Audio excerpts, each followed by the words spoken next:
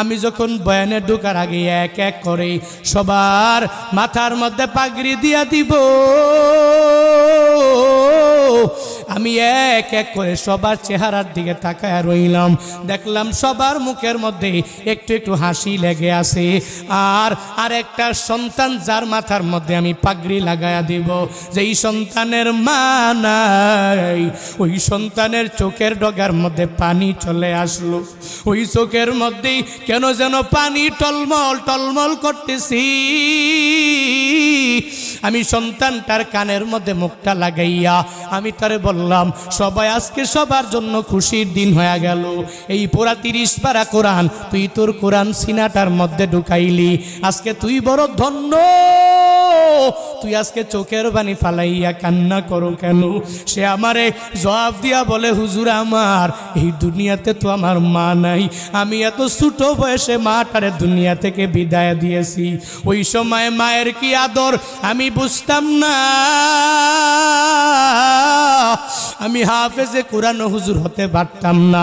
8 বছর বয়সে আমারে যখন বাবায় মাদ্রাসার মধ্যে দিয়া দিল, আমি 10 পারা কোরআনটা মুখস্থ করিয়া এরপরে আমার ভিতরে একটা শয়তান ঢুকে গেল। তখন আমার আর কোরআন তিলাওয়াতে মজা লাগে না। আমার বাবা একদিন আমারে ওই বিছানার মধ্যে শুইয়া আমার বাবা চোখের পানি ফালায়া ফালায়া আমারে জানায়া দিল, হে সন্তান আমার, তোর মা আমার কাছে ওসিয়ত করেছে আমার সন্তানটা যাতে হাফেজে কোরআন হয়ে যায়, আমার এই সন্তানটা যাতে একটা কোরআনের লাইনের বড় আলেম হয়ে যায়, যাতে করে সে আমার মাকবারার সামনে দাঁড়াইয়া আমি মায়ের জন্য একটু দোয়া করতে পারি।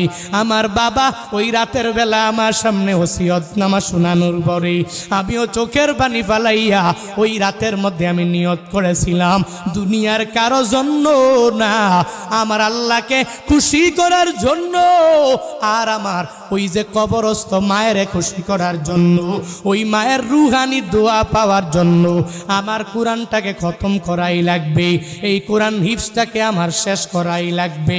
ওই ছোট্ট বাচ্চাটার কান্নার আওয়াজ উপস্থিত জনতারাও চোখের পানি ফালায়া কান্না করল। ওই নাগেশ্বরী এলাকার মধ্যে বিশাল মুজমার এমন কোনো মানুষ নাই যেই মানুষের মন্তরটা নরম হয়ে যায় নাই। আমি বয়ান শেষ করে দিলাম। বয়ান শেষের পরেই আমি তারে বললাম, চল না, আমি তোরে নিয়ে একটু তোর মায়ের কবরের পাশে গিয়া দাঁড়ায় যাব, একটু ওই ভাগ্যবতী নারীরে আমি দেখব, যেই নারীর দুয়ার বদৌলতে সন্তানটা আজকে হাফেজে কোরআন হয়ে গেল।